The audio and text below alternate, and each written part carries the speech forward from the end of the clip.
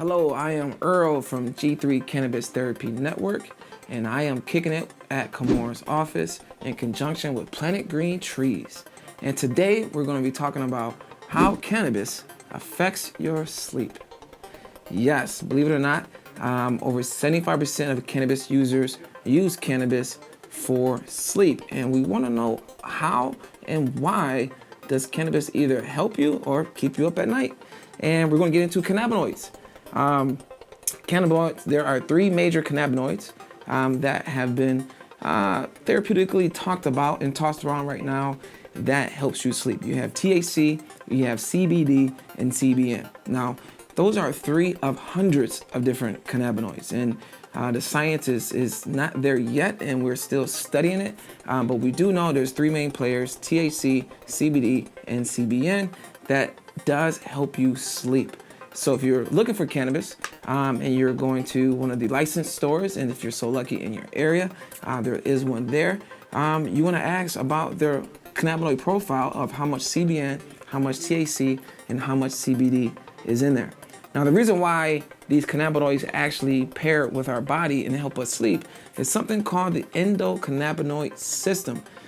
It is one of the many systems in our body. You have your circular vascular system, you have your skeleton system, you have your cardiovascular system, and there's the endocannabinoid system.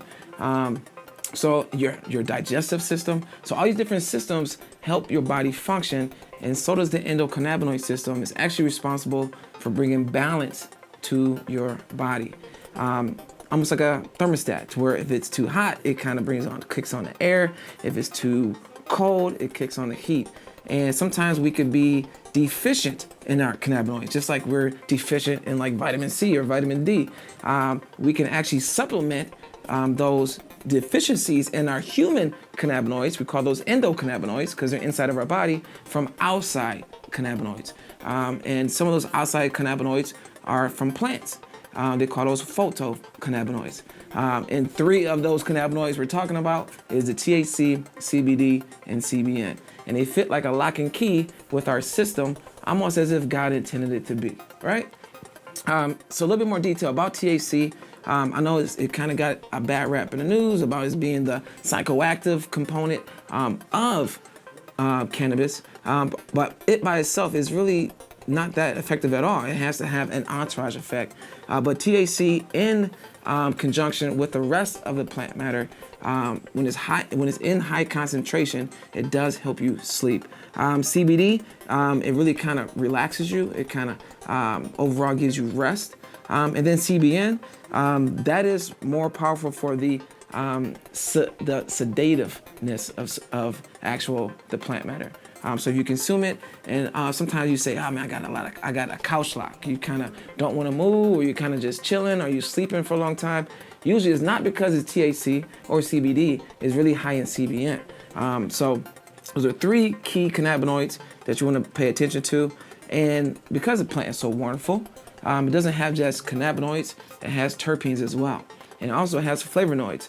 But there's cannabinoids. Don't want to get too confusing here. There's cannabinoids, there's terpenes, and there's flavonoids. And there's hundreds of each of those. And depending on all the combination of all that, it gives you a different effect.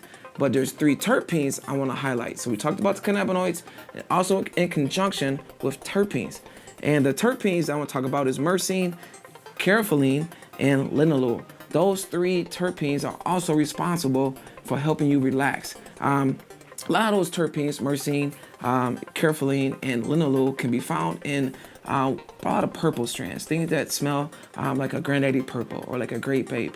Usually when you smell those, it has like a lavender purple hue to it, as if purple has a scent to it, but you kind of get the hint to like a grape purple smell to it. And then also with caryophyllene, it's a little bit more piney. That kind of reminds me of like Northern Lights. It's real piney. Those or even some of the kushes or some of the cookies can have that kind of scent to it. So your nose can tell you also. You don't have to necessarily depend on a lab test about the cannabinoids. You can trust your instincts, trust your senses, and they can also tell you if it's good for sleep as well. So things that have like a lavender smell to it, more of like a grape purple hue to it or smell to it, and even piney, those can tell you signals that is good for sleep. And it can be a nice nightcap for you as well. Again, I am Earl from the Cannabis Therapy Network. Check out our podcast at Cannabis Therapy Network on YouTube for more information. And also, we're kicking it with Kamorn at Kamorn's office.